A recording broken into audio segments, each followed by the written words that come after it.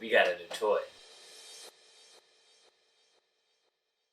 What is going on, guys? Matthew here. Welcome back yet again to another video. And today we're going to be comparing and contrasting the Olympus OMD E-M5 Mark III with the Olympus OMD E-M10 Mark II. Now, this camera isn't particularly a new camera, but it did come out like late last year, so it is relatively new, and it is an upgrade from the one I had before.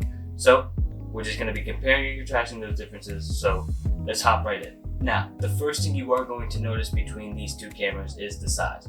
The Olympus E-M5 Mark III is a little bit taller, and it is a little bit bigger than the E-M10 Mark II. Now, this change isn't really a noticeable change, but it is a difference, especially if you've been shooting on the E-M10 for so long. That small frame, that small body, and then when you switch to this, you sort of feel that difference. Now, everything physically looks the same about this camera, the only difference being on the left side where you turn on and off the camera, and these buttons right here open up different menus. But you can map these buttons on the left side to whatever you want to map it to. Now, enough about the physical stuff. Let's just hop right into why I upgraded this camera. So, the first video I ever made, the welcome video, I'll link it up here. That was shot on the Olympus E-M10 Mark II, but I didn't know until I saw the footage afterwards on a computer. The camera actually shot 120 frames at 640p, and we're in 2020. 640p should not even exist anymore. And that almost discouraged me from making the video at all and doing YouTube at all. Luckily, a friend, he told me just to make the video anyway, and I ended up liking it, although the quality isn't really that good. So one of the biggest reasons why I upgraded was because this camera now has 120 frames at 1080p. Before, whenever I used to shoot video, I would have to use the camera, the E-M10, and whatever slow-mo I wanted to do, I would have to use my phone to do the slow-mo. And it just got annoying transferring all those files to my computer, and then it just got annoying. So at least now everything can be done in here on this camera. Now, on to the second thing. So whenever I started doing YouTube and doing stuff like this where I'm sitting down on the chair and I'm talking to you guys, the camera doesn't have a flip out LCD. So whenever I'm shooting video, I sort of have to pretty much guess where I am and guess if the camera's sort of focused on me. I just gotta pretty much hope that the camera is focused and it's on and everything. And whenever I need to get in frame, I would have to press record, sit down, and then get up, stop recording, and then view that recording just to see if I'm in frame. And I would have to adjust it 2 to 3, maybe 4 times before I actually get it right. And this honestly takes up time, and it makes it discouraging to make a video because it's just annoying at the end of the day. Now, the solution to that, this camera now has a flip out LCD. This is very important, especially when I'm shooting videos. Now I can see whether if I am not in frame. This flip out LCD can rotate, that way you can get different angles in case if you're shooting low, you can sort of tilt it out just so you can see, or if you're shooting high, you can tilt it down. So it is very versatile, and it is a very good tool to have.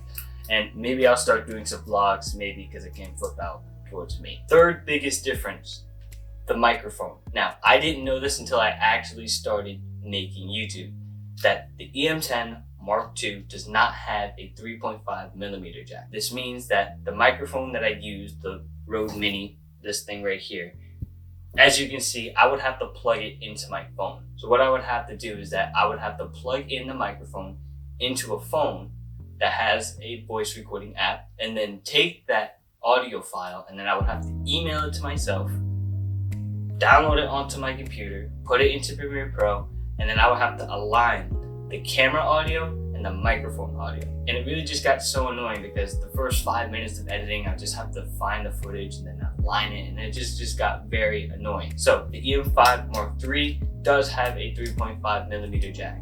So I can just plug in the mic, and as soon as I start recording, I do not have to worry about the external microphone and then aligning everything else. Fourth reason why I upgraded, the E-M10 Mark II does shoot at 1080p. This camera does as well, but this camera does have the capability at shooting at 4K at 30 or 24 frames per second. As of right now, because of my hardware, my computer isn't as strong, so I may not use 4K on this camera, but if my computer does respond well to 4K, maybe I'll try it out. Maybe I'll shoot a video in 4K just so you guys can see the difference. Now, moving on to the bells and whistles on this camera that honestly to me don't make the biggest difference, but they are a welcome change. First thing, the image quality. It is a slight upgrade from 16 megapixels to 20 megapixels. Not a huge difference, and honestly, you can't really tell the difference between the two. Now, one feature that I actually didn't know was on it until like afterwards, and I actually got the camera, was that this camera actually has a supersonic wave filter. Now, what that means is that whenever you open up and you expose your sensor, whenever you're like outside and you're changing lenses, it doesn't matter how quick you change the lenses, there's a lot of dust and dirt that can hit the sensor, and although one time it will not hurt your camera, it can actually build up and then actually cause permanent damage to your camera. The supersonic wave filter, what it does is that it sends out vibrations to the sensor and it releases all the dust that is on the sensor. So whenever you're on shoots, whenever you're on the fly, you need to change out your lenses, but you don't want to worry about dust and stuff like that getting into your camera. The camera has that feature where it just vibrates and it releases all that dust from the camera. So that is a very cool feature that I don't think many cameras have, and I think many cameras should have that. The last notable feature is the 50 megapixel high-res shot. Now, to make this shot, you do need a tripod. You do need something stable to put this on. Personally, I don't really see the need to use it unless I absolutely am using a tripod and the camera's already on. Maybe I'll just turn on the feature just to try it out, but honestly, I don't really see the need to use it, but it is there. So if you guys want that extra tack sharp image, you can have that tack sharp image. Now, that does it for this video, guys. I hope you all enjoyed. I hope you all realize now why I upgraded from the E-M10 to the E-M5. I'm excited to use this camera because now I can focus on the creative side of making YouTube videos without having to worry about whether I'm in frame, about the audio, and all this other stuff. Now, this camera does answer all the immediate problems that I did have with the Olympus E-M10 Mark II, but not to say that the E-M10 is a bad camera. It honestly isn't. It's a great camera, and honestly, it got me so far. So it's sort of a bittersweet episodes that now I sort of have to shelf the E-M10 and now I gotta move on to bigger and better.